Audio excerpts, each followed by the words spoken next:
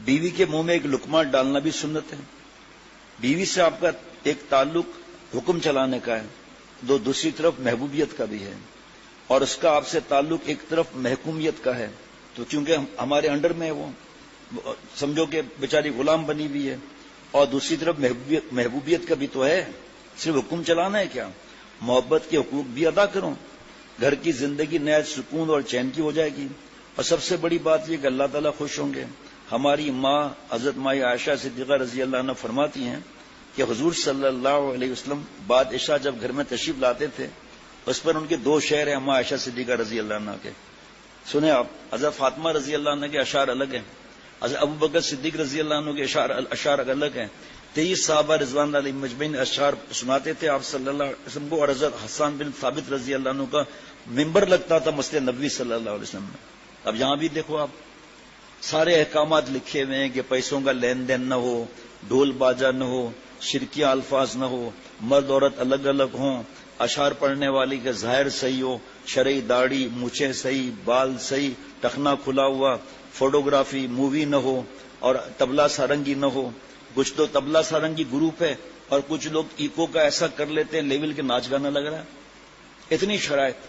ہاں، رات کو 2 بجے تک صحیح اشعار سنائے، ماشاء اللہ، بالکل. تہجد بھی پڑھی، پھر دوبارہ اشعار ہوا، 4 بجے سو گئے، فجر کی نماز نہیں پڑھی، گناہ کیا.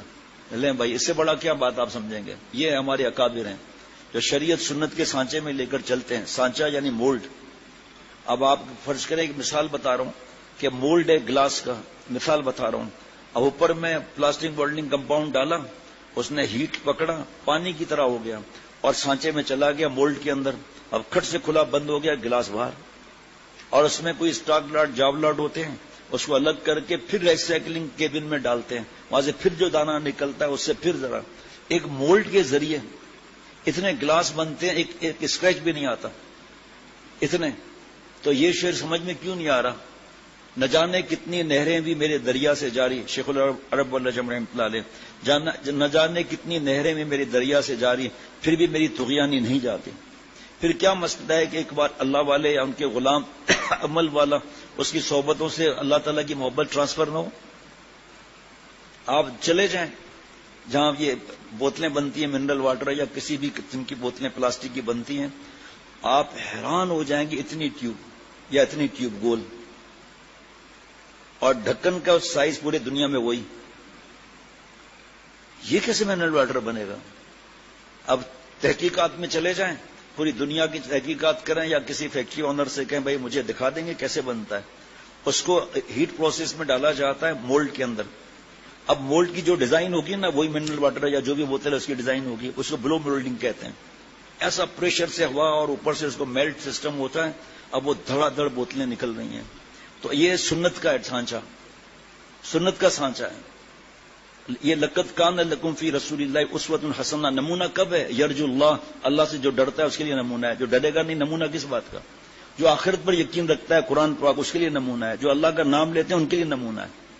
میرے جیسا صرف بیان کر کے بیٹھا ہوا ہے تو نمونہ تھوڑی بن سکتا ہوں، پھر ہو ہی نہیں سکتا. اللہ معاف فرمائے. لقد خلقنا الانسان فی احسن تقویم. حضرت مفتی عبداللہ پھولپوری صاحب رحمۃ اللہ علیہ ہو گئے، حضرت پھولپوری رحمۃ اللہ علیہ کے پوتے، حضرت نے ان سے بیان کرایا تھا. اس وقت انہوں نے اس کی تفسیر بیان کی تھی کہ آپ صلی اللہ علیہ وسلم نمونہ ہے. ایسے اللہ نے ہمیں سانچے میں ڈھالا ہے، اب تھوڑا فنیشنگ ہے بس. ایمان دے دیا اللہ تعالیٰ نے. اب جیسے مسجد ہے، صرف اسٹرکچر تھا، جب بھی نمازیں ہو رہی تھی الحمدللہ اللہ تعالیٰ کی رحمت سے، فنیشنگ کے بعد بھی ہو رہی ہے. تو یہ اسٹرکچر جو ہے وہ شریعت ہے، اور طریقت فنیشنگ ہے. سنت اور شریعت کے حساب سے عمل کرنا یہ طریقہ ہے. آپ دیکھو کہ جن کی ہم کتابیں پڑھتے ہیں، یا اس وقت طلباء کرام ہے نہیں، اس لیے تفصیل کا موقع ہے نہیں. جمعرات میں خوب ہوتے ہیں، بدھ کے دن، عصر کے بعد بھی ماشاءاللہ آدھی سے زیادہ مسجد بھر جاتی ہے. عصر سے پھر آدھے گھنٹے تک بیان ہوتا ہے. اور جمعرات کو تو طلباء اور علماء ہوتے ہیں.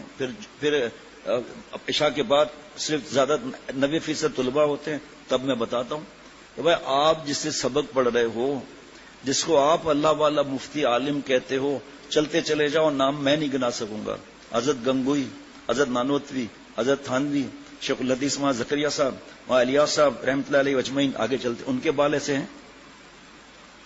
جبکہ فتوے میں یہ ملفوظ لکھا ہوا ہے، انفاظ عیسیٰ جلد نمبر 2 صفحہ 15 پر حضرت تھانوی رحمۃ اللہ علیہ ملفوظ فتوے میں لکھا ہوا ہے، جہاں رہو رفتار گفتار کردار ہر بات میں بزرگوں کی نقل کرو، دین کی بھی عزت ہے دنیا کی بھی عزت ہے۔ پھر آگے لکھے ایک قدم ان سے نہ ہٹو پیچھے، یہ انعام یافتہ لوگ ہیں۔ اہدنا الصراط المستقیم صراط الذین انعمت علیہم، اے اللہ سیدھے راستے پر چلا، سیدھا راستہ دکھا، راستہ ان کا جس پر آپ نے انعام فرمایا۔ پھر انعام یافتہ کون ہے؟ نبیین، صدیقین، شہداء، صالحین۔ تو نبوت کا دروازہ بند ہو گیا، آپ صلی اللہ علیہ وسلم چلے تشریف لے گئے اللہ کے پاس، اللہ نے بلا لیا۔ تعلیمات تو قیامت تک رہیں گی قرآن پاک احادیث مبارکہ کی، اس پر صحابہ رضوان اللہ علیہ مجمعین نے عمل کیا، اس کی اطاعت کا الگ حکم ہے۔ پھر اللہ والے اس کو کہتے ہیں، فرمایا جہاں رہو ایک قدم ان سے مت ہٹو۔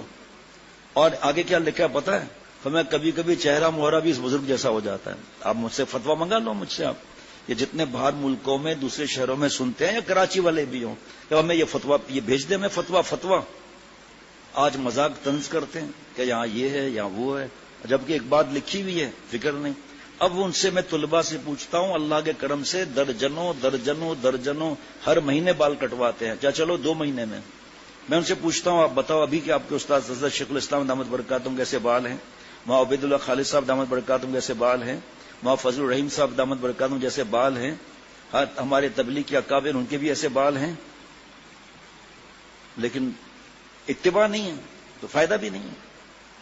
جناب اما عائشہ صدیقہ رضی اللہ عنہ فرماتی ہیں، تو مزہ آئے گا، حضور صلی اللہ علیہ وسلم بعد عشاء جب گھر تشریف لاتے تھے تو اس پر ان کے 2 شعر فرما دیے، لنا شمس وللآفاق شمس وشمسی خیر من شمس السماء، ایک میرا سورج ہے ایک آسمان کا سورج ہے، اور میرا سورج آسمان کے سورج سے بہتر ہے، کیوں؟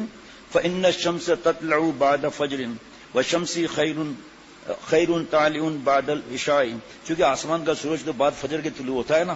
جبار عبد الجبار آپ کے پیچھے بھی اٹھا دیجیے کسی کو، ہاں شاباش۔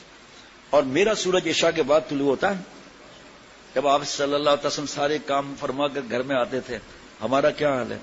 مسکرا کر داخل ہوئے گھر میں، سلام میں پہل کی، اپنے دل سے پوچھنا ہے۔ میں نے پوچھ لیا لیکن ہم پوچھتے نہیں ہیں، منع ہے یہ کہ دوسرے کی بات ظاہر کرنا، بہت سے سچ ایسے بولتے ہیں کہ پوچھو مت۔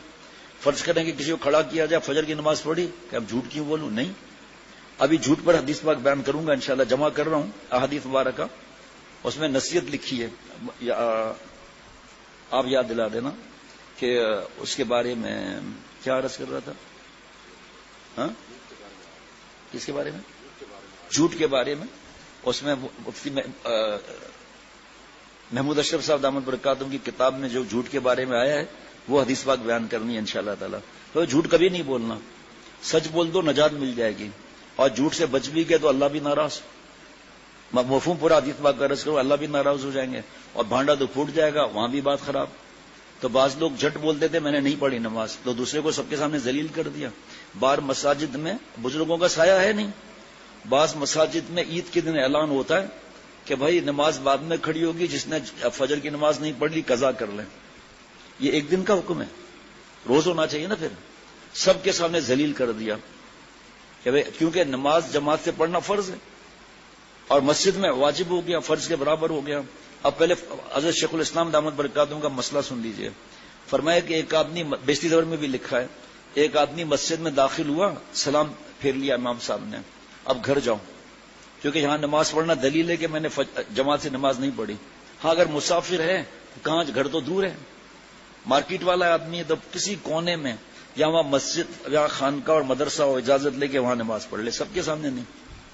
ہمارے پاس مہمان آتے ہیں نا دور دور سے، نماز نہیں پڑھی، اوپر پہلی منزل میں لے جائیں، حالانکہ وہ سب جانتے ہیں کہ سفر سے آئے ہیں، لیکن کوئی نیا آدمی ہو تو اب دیکھو آپ کہ اپنے گناہ کا اظہار نہ ہو جائے، اور وہاں سب کو کھڑا کر دیا کہ اس نے فجر کی نماز نہ پڑھی ہو اور پڑھ لے۔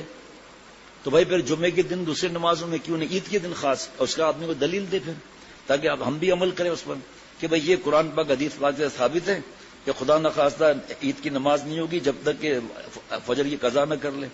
تو پھر ابھی تو زوال کا وقت آیا ہی نہیں ہے، تو پھر سنت بھی قضا کراؤ، فجر بھی قضا کراؤ، اصول ہے نا۔ پھر دونوں پھر پرسوں بھی نہیں پڑھی تھی، 4 دن پہلے بھی نہیں پڑی تھی. ننڈا چے پئی بابا کھائیں دے وہ دھکا کھائیں نہ زور ڈنڈو لگنا زور سے. ایک دن کا کیوں بھائی؟ الحمدللہ جس نے اپنے بزرگوں کی مانی انہوں نے کہا واقعی ہم توبہ کر دیں ہم سے غلطی ہو گئی. بھائی روز فجر میں اعلان کرنا چاہیے نا بھائی نماز میں باقی 4 منٹ باقی ہیں, جس نے فجر کی نماز نہ پڑھی وہ پڑھ لے, اور زہر میں پہلے اعلان ہو جائے. عید کے دن کیوں؟ بہرحال اور فرماتی اللہ اکبر سنیں آپ, اور فرماتی ہے کہ حضور صلی اللہ علیہ وسلم جب بھی تشریف لاتے تھے مسکراتے ہوئے آتے تھے اور اپنے گھر والوں کو سلام کرتے تھے. میں نے تو عرض کر دیا نا, لیکن اللہ والوں کی بات میں نور ہوتا ہے اس لیے میں اس کو پڑھ بھی لیتا ہوں. پھر آج یہ دونوں سنتیں چھوٹی ہوئی ہیں. ہم آتے ہیں تو گھر والوں کو سلام نہیں کرتے اور مسکراتے ہوئے بھی نہیں آتے. حضور صلی اللہ علیہ وسلم نے کبھی یہ سنت ترک نہیں فرمائی. اللہ نے کتنی تکلیفیں دی, کتنے جہاد تھے, کتنے غم تھے. اللہ پاک ہم سب کو توفیق عطا فرمائے.